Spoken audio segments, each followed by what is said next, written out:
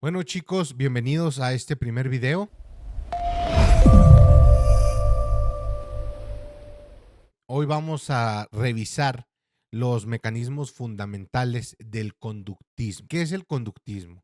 Bueno, pues lo vamos a desglosar el día de hoy para que lo conozcan un poquito mejor, pero me adelanto, el conductismo es una de las bases más importantes que vamos a tener como psicólogos clínicos, así también como criminólogos. ¿Para qué? Para comprender un poquito más allá la mente. Es decir, aprender o comprender, perdón, cómo aprendemos, cómo modificamos la conducta y cómo todo esto se aplica en disciplinas como lo son la psicología o la criminología. ¿Va? Básicamente de eso va a tratar nuestro video de hoy. ¿Va? Me gustaría iniciar entonces con la presentación. Conductismo, ¿va? Para si tienen alguna duda acerca del conductismo y acerca del tema visto en este video, les voy a dejar un documento también para que también puedan darse la vueltecita y revisarlo. En dado caso de que lo necesiten, pues ya saben, me dejan un comentario, me mandan un mensajito y yo con gusto se los envío, ¿va? El conductismo, vamos a aprender los mecanismos básicos del comportamiento, ¿va? El conductismo viene a poner esta contra, ¿no? A poner este objetivo contra, más bien esta perspectiva contraria a lo que ya veníamos viviendo en referente a la psicología. El conductismo propone algo diferente.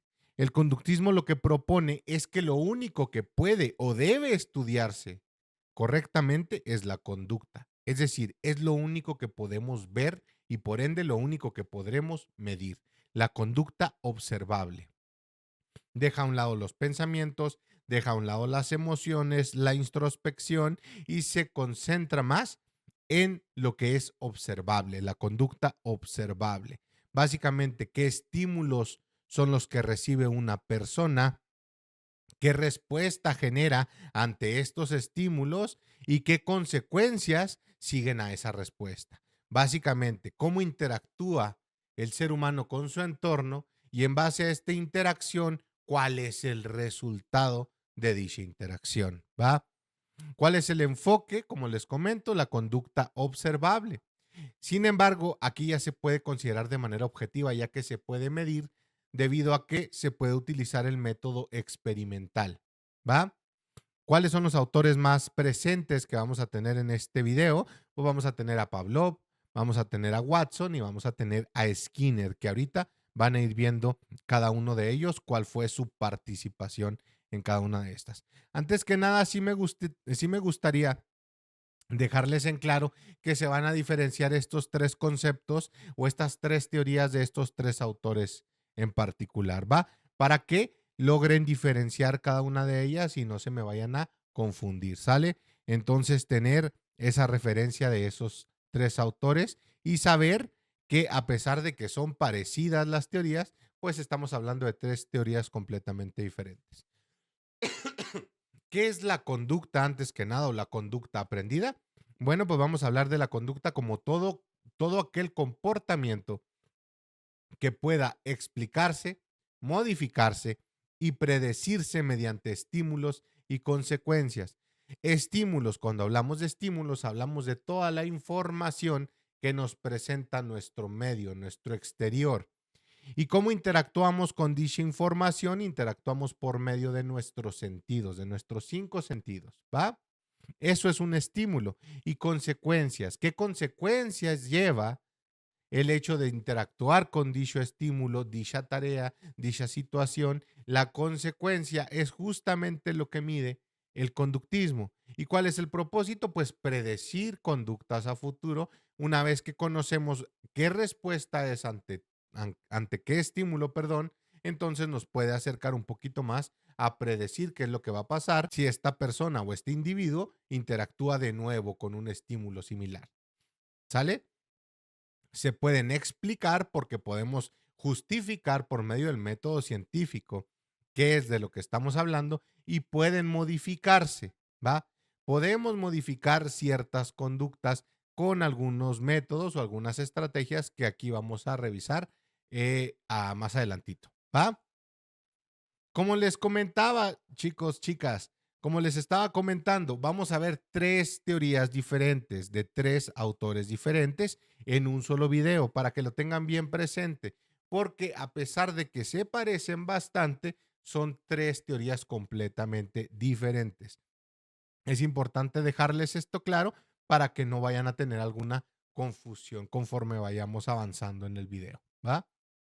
Bueno, iniciamos con la primera de ellas, la cual es condicionamiento clásico.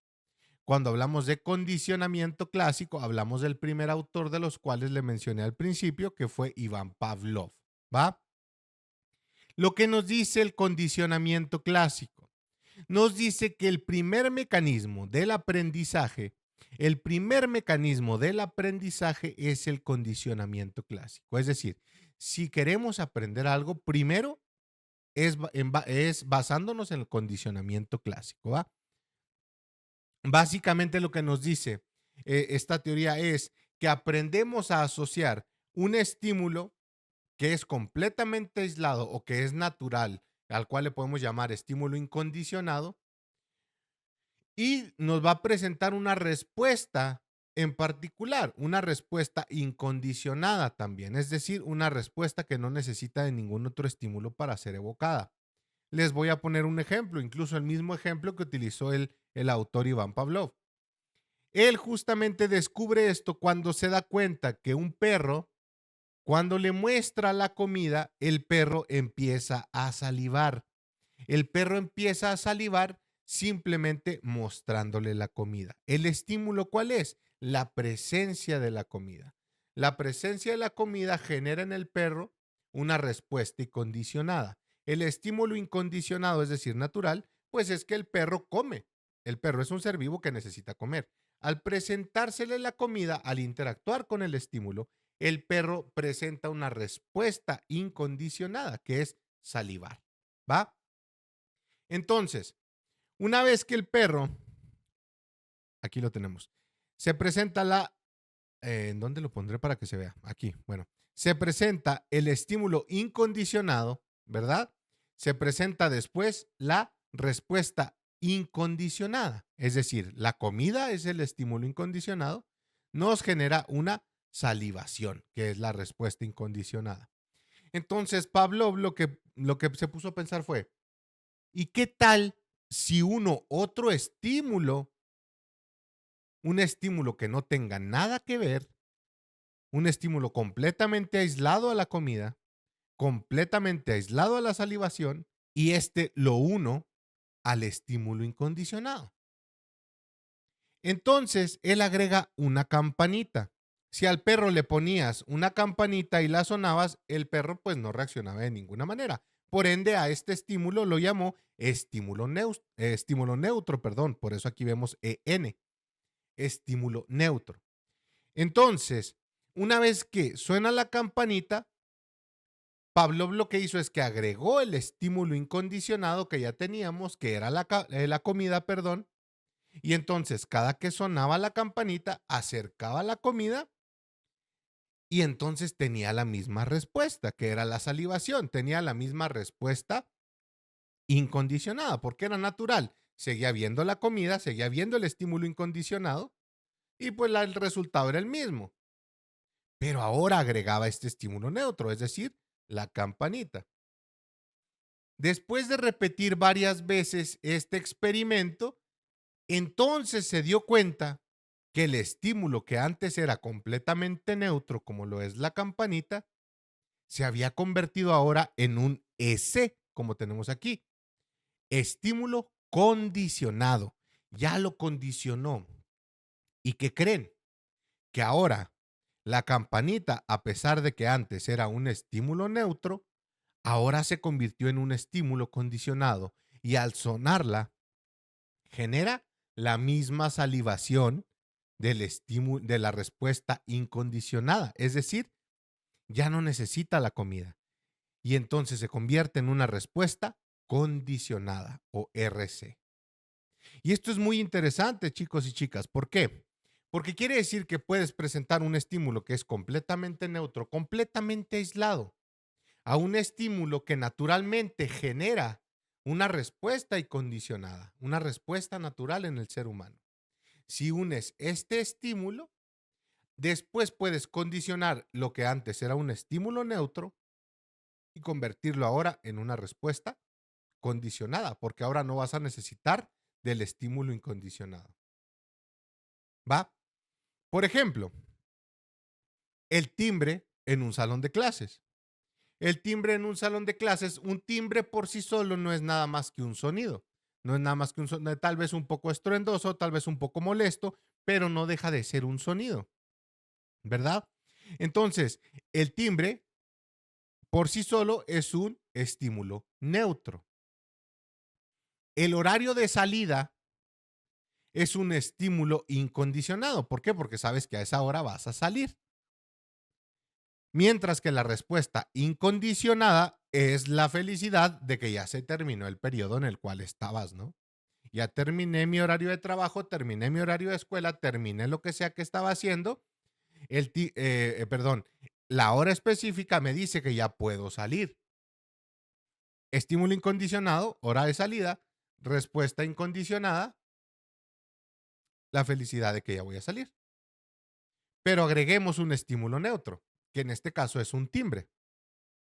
Ya no necesitas siquiera saber qué horas son para que cuando suene el timbre tú sepas que ya vas a salir.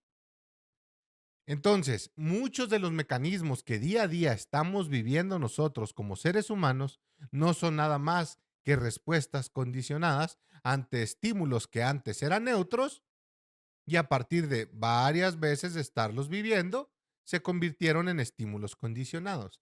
Y la mayoría de nuestras respuestas, lamento decirles, a pesar de que ustedes creían que son propias, pues no, no son nada más que respuestas condicionadas. Espero ya haya quedado claro esta parte. Voy a decirles algunos de los procesos que se ven directamente en el condicionamiento clásico. Tenemos primero la adquisición, en el cual es donde se forma la asociación directamente. Después la extinción. ¿Qué es lo que nos dice la extinción? Que la respuesta se debilita al retirar el estímulo incondicionado. Es decir, si bien la campana genera salivación en el perro, el timbre genera esta sensación de felicidad, si lo que quitas es el estímulo incondicionado, es decir, la comida con el perro, y quitas la hora de salida y nomás suenas el timbre por sonarlo, si lo sigues repitiendo, va a disminuir la respuesta incondicionada y va a dejar de estar condicionada. Es decir, ya no va a haber esa felicidad en el caso del timbre y ya no va a haber esa salivación en el caso del perro, ¿va? Lo mismo se puede presentar una generalización. ¿Cuál es la generalización? Que se puede presentar una misma respuesta condicionada ante estímulos que son muy similares, ¿va? ¿A qué me refiero con estímulos similares o estímulos parecidos? Que el timbre tal vez suene, no sé si les ha pasado, que suena algo muy similar al timbre o suena algo muy similar a un sonido que ustedes ya tienen o en algo muy similar. Y esto les provoca una misma respuesta a que si fuera el timbre de salida o a que si fuera algún señalamiento, por ejemplo, en el caso de algo visto. ¿Va? También es importante tener en cuenta el proceso de discriminación, el cual es mediante el cual, perdón, se logra diferenciar entre distintos estímulos. ¿Ok? Otra cosa que también se presenta en el condicionamiento clásico es la recuperación espontánea. Es decir, puede reaparecer la respuesta condicionada después de un cierto tiempo de no estar condicionándola. Es decir, aunque no esté repitiendo el condicionamiento, se puede presentar una misma respuesta. Esto se debe a que puede haber una recuperación espontánea. ¿Sale? De hecho, vámonos con el otro autor, que el cual es Watson, que Watson, hablando de la generalización, por ejemplo, Watson lo que hizo fue algo muy cruel que ahorita en estos años pues sería impensable siquiera tan solo. Le quitaron lo divertido a la psicología, ¿no? Los derechos humanos, no se crean. Pero lo que hicieron básicamente él, algunos científicos, incluyéndolo a él, era estimular o condicionar una respuesta relacionada con el miedo. Es decir, la respuesta incondicionada de un bebé, sí, de un pequeño, de un bebé, la respuesta incondicionada era el miedo. Y el estímulo incondicionado era el estruendo, un sonido muy fuerte. Y el estímulo neutro que agregó Watson era literalmente un roedor, es decir, un ratoncito. Entonces lo que hizo Watson fue, cuando llegaba el ratoncito y el bebé lo veía, Watson golpeaba fuerte el piso con un tubo, generaba un estruendo, el golpear el piso con el tubo y el estruendo eran el estímulo incondicionado, porque era pues horrible el sonido, y la respuesta incondicionada o natural del niño pues era asustarse, porque era un susto pues muy grande, era un sonido fuertísimo.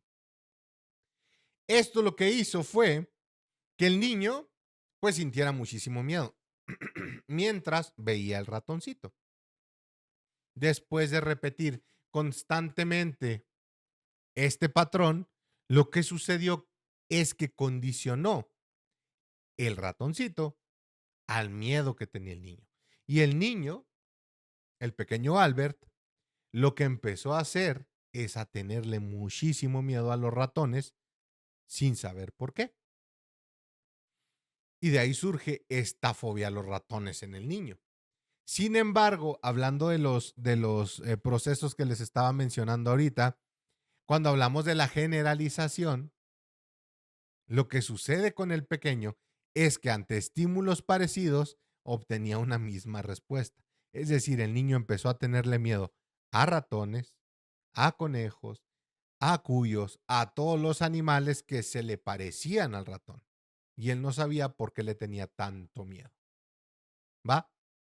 Este sería el proceso básicamente de un condicionamiento clásico. Muy cruel, pero pues nos queda un poquito más claro. Después llega Skinner.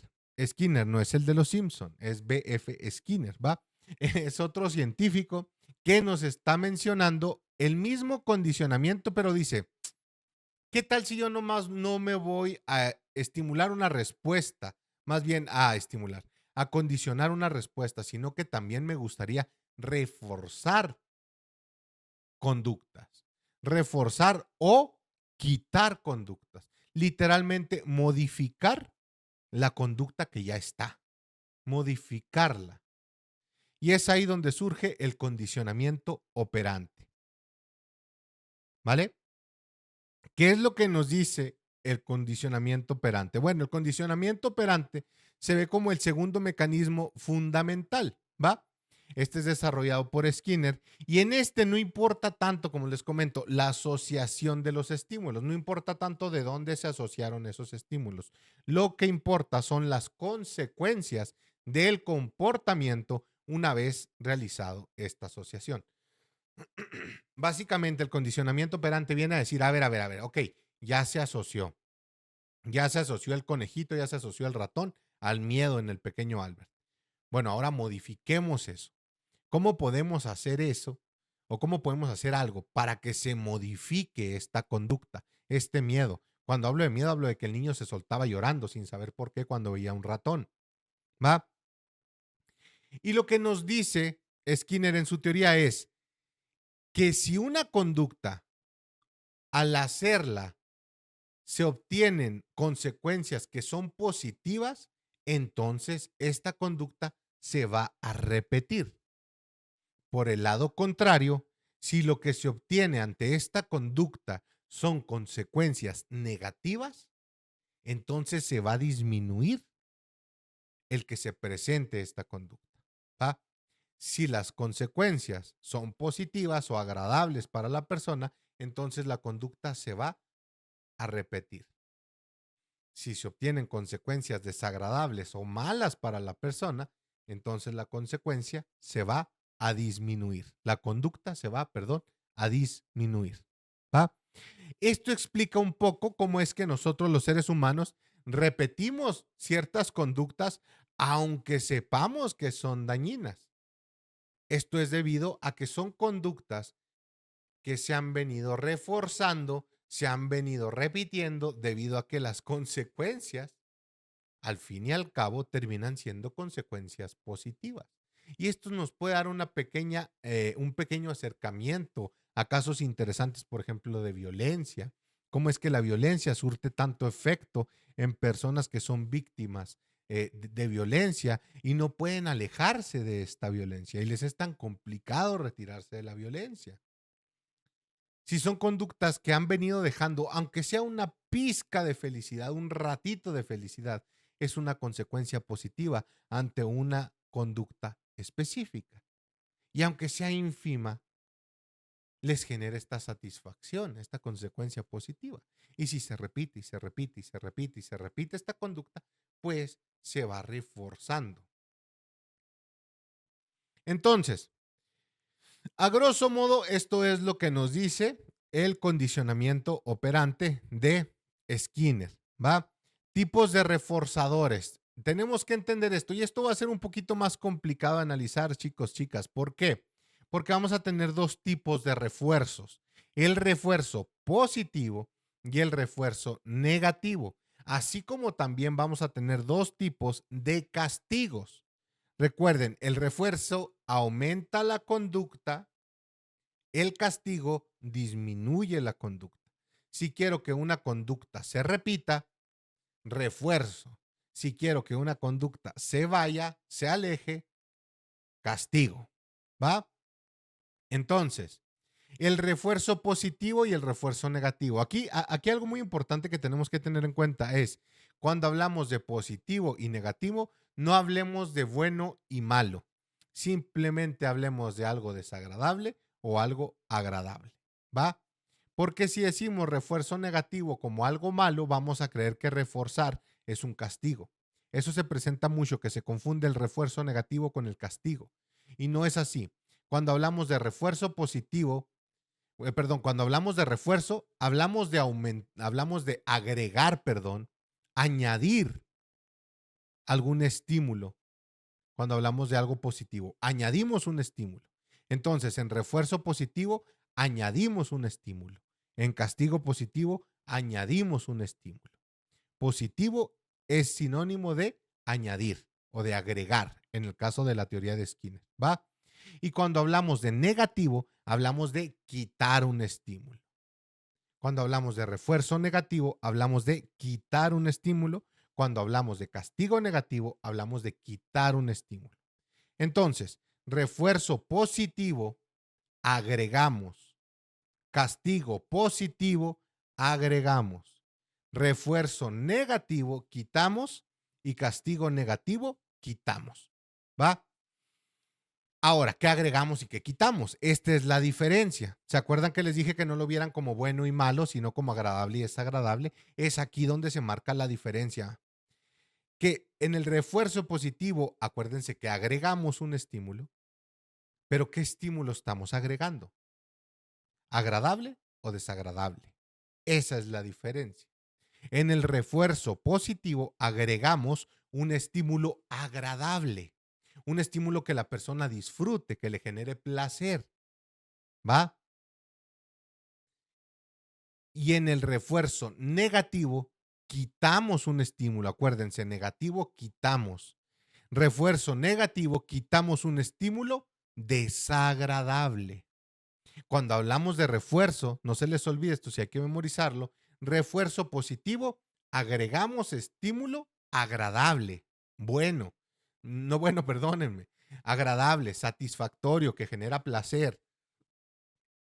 O quitamos, en el caso del refuerzo negativo, quitamos un estímulo desagradable, que no le genera placer o que le provoca desagrado, que no le gusta, ¿va? Vámonos al lado del castigo, que en el castigo pues ya las cosas cambian. Cuando hablamos de un castigo positivo, agregamos un estímulo desagradable que no le gusta al individuo, ¿va?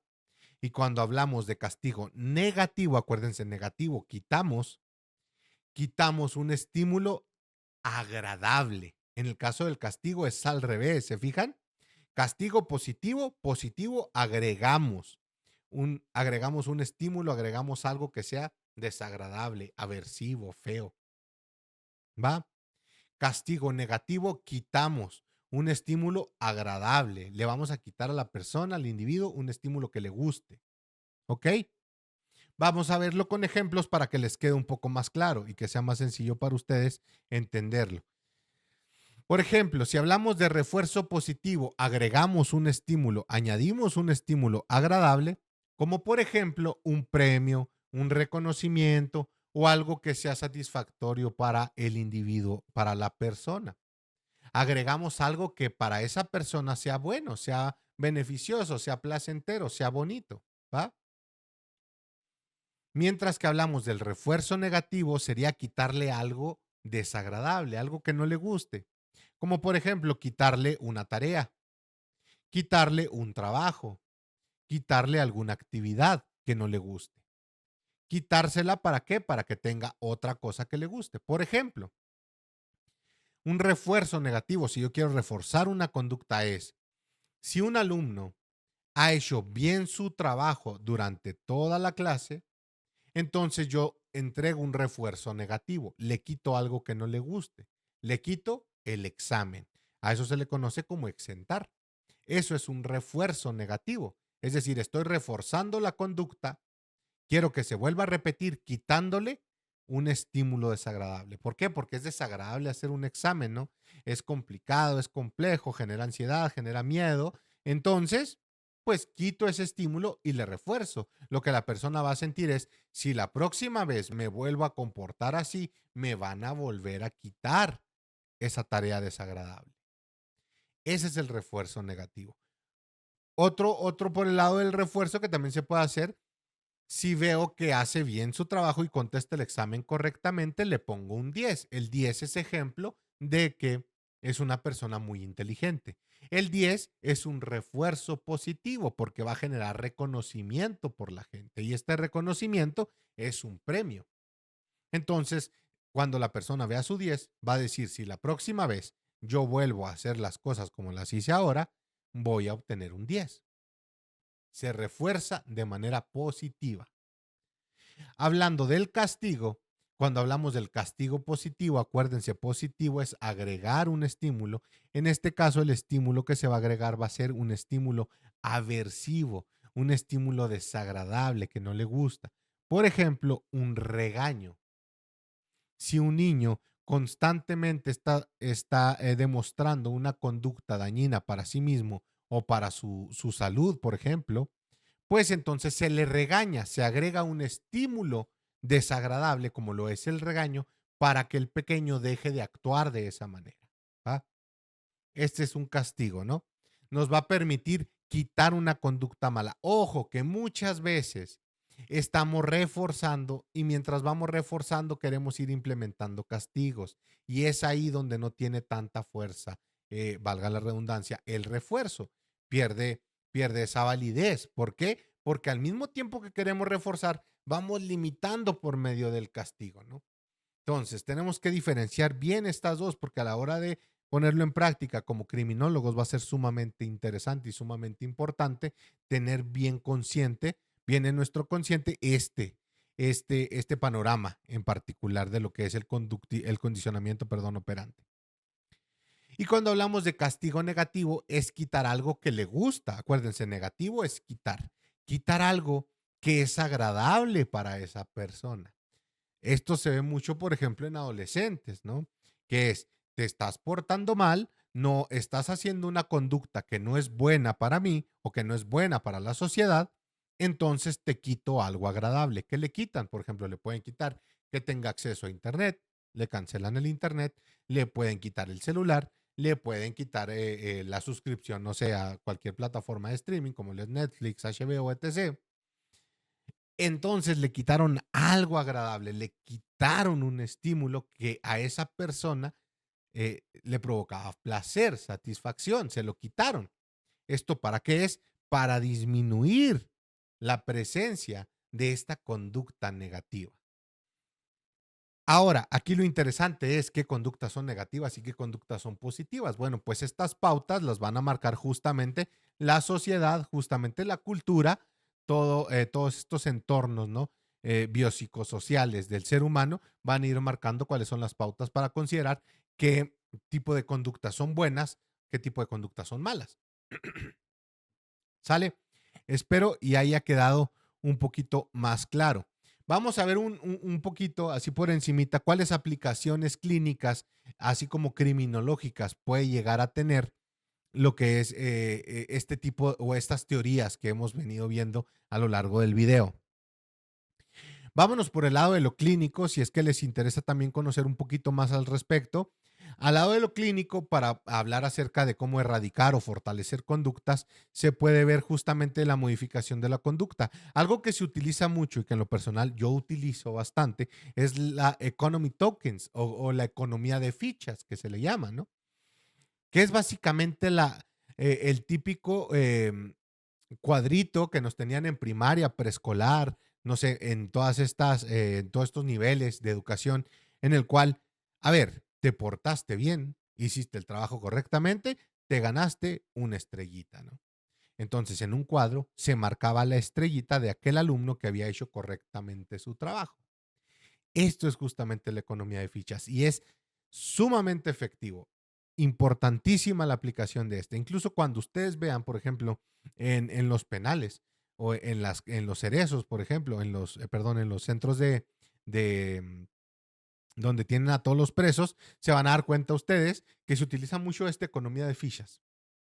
Y es muy útil porque ayudas a reforzar una conducta, ¿no?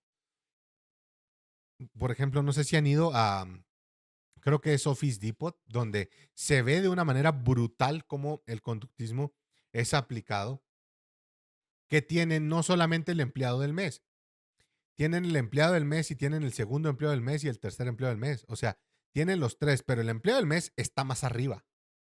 Entonces, esto es un reconocimiento conductista, porque lo que le están diciendo a los demás es, mira, si tú te esfuerzas igual que él, vas a llegar a estar donde está él en este momento. Eso justamente es un refuerzo a una conducta. Una conducta que viene subiendo en el segundo y tercer lugar, pues a lo mejor si te esfuerzas más, en un futuro vas a llegar allá. Fortaleces la conducta e incentivas a que mejore aún así. ¿Va? Esto ayuda muchísimo también para la ansiedad, para fobias inclusive, que es el interactuar con el estímulo y tratar de ir reduciendo por medio de este acercamiento a la experiencia para que genere otro tipo de respuestas que sean diferentes o menos desagradables, para que sea más tolerable para la persona poderse acercar a dicho estímulo que le está generando esa ansiedad o ese miedo, por ejemplo. Es muy útil. De hecho, el conductismo hasta la fecha sigue siendo sumamente útil para fobias, ¿va? Por el lado de lo criminológico también tiene muchísimo, muchísimo que ver el conductismo, ¿no? Esta corriente conductista. Nos va a permitir principalmente comprender de dónde puede ser que viene esta conducta que va alejada a lo social, ¿no? Esta conducta antisocial, ¿no? ¿Cómo es que viene? ¿Cómo se comprende? Sí, ¿cómo es que surge la etiología de esta conducta antisocial? Y también nos va a ayudar a poder modificar esta conducta antisocial. Por ejemplo, podemos explicar conductas o conductas que son delictivas por medio de qué? Por medio del historial que a lo mejor venimos arrastrando, de refuerzos constantes que ha venido presentando la persona. Por ejemplo, ¿qué es lo que realmente obtiene el infractor? ¿Qué es lo que realmente obtiene el delincuente cuando comete este acto? ¿Qué busca? ¿Qué quiere? ¿Por qué está tan reforzada esta conducta tan dañina? ¿Qué fue lo que hizo que, que ocasionara qué es lo que le genera placer o qué es lo que le genera satisfacción? ¿Por qué la repite constantemente la conducta? También nos permite saber qué estímulos son los que están disparando esta conducta, qué estímulos hacen que esta conducta surja, que esta conducta se presente, ¿va? Nos permite reconocer, por ejemplo, cuáles son las consecuencias. Tal vez si vemos que las consecuencias son el dinero, el reconocimiento, la pertenencia o el estatus, significa que esta persona ha venido haciendo esta conducta y las consecuencias que han venido presentándosele en el camino, pues son beneficiosas. Y de ahí viene el que las esté repitiendo. Aunado a esto, pues, ¿qué factores psicosociales puedan estar haciendo que se refuerce esta conducta? ¿Qué está haciendo que se refuerce más esta conducta y que se siga presentando? ¿Realmente el castigo sería efectivo? ¿Va? Aquí lo que sí les voy a decir es que es mucho más efectivo el refuerzo que el castigo. ¿Por qué? ¿A qué me refiero con esto? Es mejor relacionar el reconocimiento, el placer, la satisfacción con una conducta diferente a la que ya viene aplicando para que cambie la consecuencia de la conducta. Es decir, si la persona hace esto y obtiene esto, vamos a hacer lo que haga esto para que obtenga lo mismo. En pocas palabras, chicos, el conductismo nos viene a ofrecer un marco muy práctico, fácil de identificar, medible, que es otra cosa muy importante, que es medible y verificable. Nos va a permitir nos va a permitir comprender cómo es que la persona actúa y por qué hace lo que hace, ¿va? Desde un método que vamos a poder medir, no solamente como nos decía Sigmund Freud, desde un análisis de la infancia, por ejemplo, sino que vamos a poder medir la conducta. ¿Qué tanto se presenta esta conducta? ¿Qué tanto se presenta este detonante? ¿Qué es lo que la detona? ¿Qué es lo que hace que se repita? Una vez que tengamos toda esta información, vamos a poder modificar la conducta, vamos a poder intervenir de manera muchísimo más precisa, tanto en lo clínico como en lo criminológico. Vamos a poder modificar conductas problemáticas y vamos a poder fortalecer comportamientos que sean mucho más adaptativos en pacientes o en algunos de los presos o en algunos de los delincuentes. Gracias por ver este video, espero y les sirva, espero y les haya quedado claro la información que les compartí en este video y les pido de nuevo que si no entendieron, pueden regresar al video, repetir esa partecita y aparte también les voy a estar agregando un documento donde viene esta corriente, así como la corriente que vamos a ver en el próximo video, y la van a poder ahí repasar y la van a tener a la mano para la elaboración de su examen del próximo sábado. Muchísimas gracias por ver el video y nos vemos en el siguiente video.